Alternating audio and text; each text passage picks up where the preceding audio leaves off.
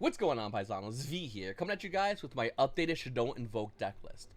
Every week I'm trying to show you guys my updated version of this deck and why I decided to come to the reasons and changes that I have this deck at. Because I feel like the more we add, the more we tweak, the better the deck becomes. I always tell everybody, when you win with this deck, you earn your wins. When you lose with this deck, well, it's probably because either the deck drew bad, which is not a lot, doesn't happen a lot, or realistically, there's something that you could have done better. So what I'm going to do is I'm going to go ahead and go over the main side and the extra deck, and we're gonna go ahead and talk over my reasons and choices for why I decided to play certain cards. So the spell lineup is gonna be 3 Meltdown, 3 Shaddoll Fusions, 3 Super Polys. There's nothing really changing about that. That's basically the main version of the deck, and I kind of like it. It's nice and clean. For the other 2 elves, we got 2 Invocation, 2 Shaddoll Fusions, and now we're adding 2 Spell Ganache. Before this card was Terraforming and Upstart. The problem with Terraforming is your opponent activates Shaddoll Lockbird. Well, what are you gonna do? Now you lost out on a potential Alistair, which you might also have in hand. You lost out on your Meltdown. You're not really doing much, and you really want the Terraforming to go through when you activate it. So that's why I think Spell Ganache is a better card. It also procs Shaddoll Monster effects, which is huge. So I think Spell Ganache is an excellent card. I do definitely recommend you guys start testing with this card. It makes your hands that aren't as good better. If you summon an Alistair, it gets Ash, and you have a knowledge. It basically says Pot of Greed. It sends it to the graveyard and allows you to do more. So I really do like this card a lot, and I feel like a lot of players might start consider picking this card up and playing, because I definitely think it's a really good card for this format. For the Shaddoll lineup, nothing really different. We got 2 Hedgehogs. One of these is going to be the new Fire Shaddoll monster, Hollow.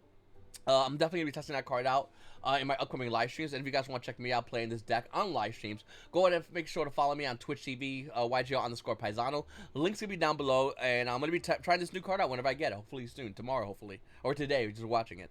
Anyway, so we got 2 currently Hedgehog, 2 Wendy, double Squamata. And then for our 1-ups, we got 1 Ariel, 1 Dragon, 1 Beast, and we also added in a Prankatops. And the reason why we added this card in is because a lot of people are maining Imperial Order, and this card's really good against that. You especially on Prankatops, Imperial Order. We also play Shekanaga, so it has a little bit more synergy due to the fact that Prankatops is Earth. So it adds more to the team of the deck, which is trying to be as synergistic as possible, if that's a word. And I really do like it a lot.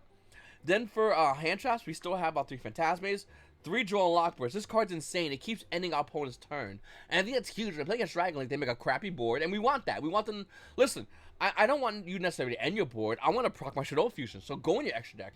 But this card's going to make it so you can't do as much as you would normally want to do for a majority of decks. Great against the mirror match as well, because they are still running Terraforming. They're not running Spellbook of Knowledge. They're running cards that aren't really as good and will slow them down, especially if they're running the Dogmatica build. And this card punches that build even more so. Not that we've ever had a problem with it, but to hurt that build more, pretty good. And then, of course, we're running 3 Ash Blossom Joy Spring, the most generic hand trap we can run. So that's a 9 hand trap ratio. And then, of course, the last monsters is going to be 3 Alistair the Invoker. Then we got a Restaurant Incarnation and a Shaddoll Schism. That's basically the lineup. It's 40 cards. We like keeping the deck as 40 cards as possible, so we got maximum consistency with this deck. Once again, if you played Shadolls in the past, you know the biggest problem with playing Dolls is always going to be maximum consistency, so that's why I decided to go ahead and make it as 40 cards. There are times I want to play more cards, but you really just don't have the room. So it's 40 cards. Okay, going into the extra deck, we have 2 Constructs, 2 Windows, double app clones. We're still keeping out Shekanaga, and I love this card. I think more players that start playing this deck are going to start playing this card. Shekanaga is huge. It allows, it's not, besides the fact that it's Earth, it still allows you to do things. Your opponent goes Mega Clops. Back in the day, you would scoop. I know we would. I'll scoop out, give a free game 1 away. With Shekanaga, we don't scoop anymore because we go into Predator for an Anaconda, send Super Poly. Hard open the Super Poly? Great. We now just clean their entire board with a Shekanaga. One Shaddoll monster can definitely do that. So that's why one Shaddoll Fusion can definitely do that, I should really say. So that's why Shekanaga's in here. It's a phenomenal card in general when you play against any kind of Zodiac deck. When they like summon a Zoo monster, go board, enter battle phase. You're like, cool, still probably Shekanaga. You're never getting that phase. You're just never getting it. You can also wait until they also go into a light in case you want to do a light target. But, you know, Breaking Dreams is what we're about as well, depending on how you want to go. Okay. Then we have Mechaba, we have Purgatrio, we have Ragent, and Orgoides. This is our Invoke package. This is literally the perfect Invoke package. I don't find needing any more, any less. I really do like having access to all 4 of these. I always say if I had a 16-core extra deck, I would either put a 3rd Construct in or a 3rd Mechaba, but ultimately, these are perfect. We also played the Storm Venom Fusion Dragon, and the reason why you do that, because we run Predator and Anaconda. We don't run any other fusion targets realistically, because Verdant Anaconda plus any Shaddolls gives us access to a Shaddoll lineup. Verdant Anaconda plus an Alistair gives us access to this lineup. We also run Super Poly, and we use Anaconda's effect to make our opponent's monster dark if it's not dark already. And we could go into Starry Red Fusion Dragon. This card's always available. Draxapelli is not bad, but very situational, and that's why I don't like it. And then the last two cards is going to be a Gravity Controller and an Artemis. Artemis is good cards. Anyway, so that's the lineup as far as the main and the extra deck. Let's go into the side deck, guys, and talk a little bit about it. I don't think I changed any card in side deck, but I really think as the more I play, the more better I get understanding and explain the side deck and reasons why I decided to make these card choices. It gets more refined. Okay, so we have 3 Nibiru. Little quick side note, I'm waiting for the 2 ultis. They're in the mail. This deck will be fully complete at that point. But we do have 3 Nibirus. And the reason why we're still keeping Nibiru in other cards like Dark Rule No More, Forbidden Droplet, which are great cards, is because Nibiru is really good at beating up Dragonlink. Once again, if we don't get Draw Unlocked and make them play a crappy board, we go into Nibiru and make them play a crappy board. Either way, we're in a great spot. So that's why I have Nibiru in there. I rarely go into it, but when you do need it, it is there, and it's a great card that you're going to need in this deck because you want to stop that Dragonlink. The best deck in the format, arguably, everyone will say is Dragonlink. They're wrong, it's really Shaddoll Invoked, but they'll say it's Dragonlink. And if it is the best deck in the format, and we run into it, why would you not want to just nib them? It's pretty good. Alright. Up next, the next 3 is going to be Twin Twisters. I'm not sure if actually I put this in last week's profile, but Twin Twisters is a phenomenal card. Before this, we was playing Harpy's Featherluster and 2 Lightning Storms. The reason why I opted to go with 3 Twin Twisters is very simple.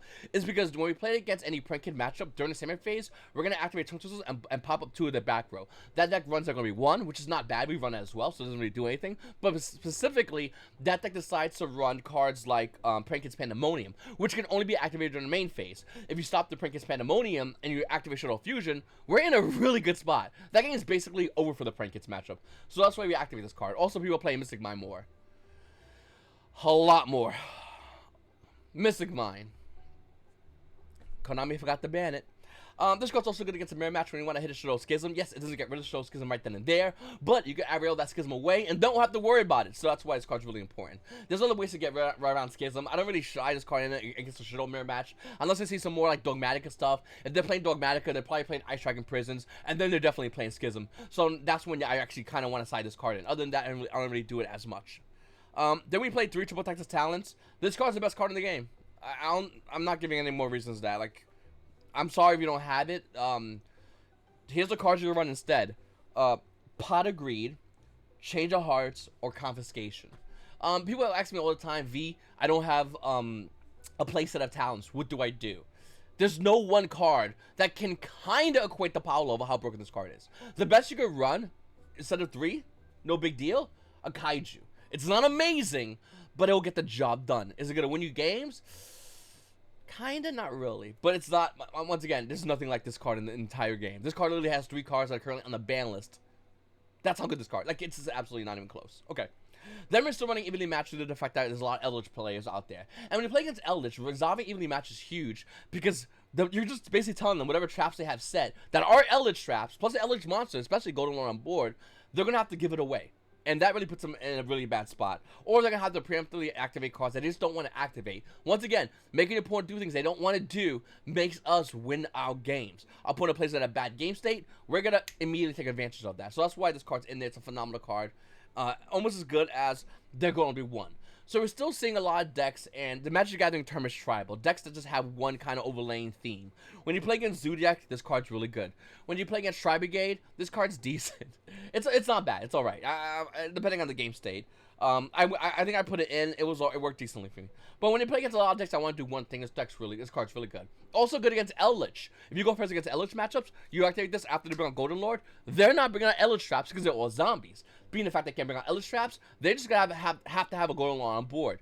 That's insane. So this card actually does a lot of work against a lot of matches depending on the game state, but I really do like this card a lot, and I think it's definitely a phenomenal card. If you're looking to test something out, please give it a try. When I first saw this profile, I saw this card, I said this card's terrible. Put it in, fast forward, play against Dragonlinks, switch against Dragonlinks, look at them and go, I know you have Dark Rule No More, but do you have Twin Twisters? More likely, the deck doesn't really want to play it against us. Any back row hate. What do we have? Schism, that's it? So are they going to put their 3 slots for 1 Schism? They more or less will not do that. Especially if we have Schism and they're going to be 1. Then the game's just over at that point. So they'll go like Dark Rule No More. On your Witch Court, they'll summon a dragon. You're like, alright, cool. Here, new rule. You only have 1 now. And then what are they gonna do? Like, it puts you in such a great position. That's why I really like this card, and I think that if we test it out, I think a lot of you guys will like it as well. I've been playing this deck a lot. I keep going X1. Don't ask me why. I don't even know. I just keep going X1. It could be 5-round tournament, a 3-round tournament. I'm still gonna end that day X1. It's not on purpose. I swear to you. And if you want to see me go X1 on live stream, check me out on Twitch.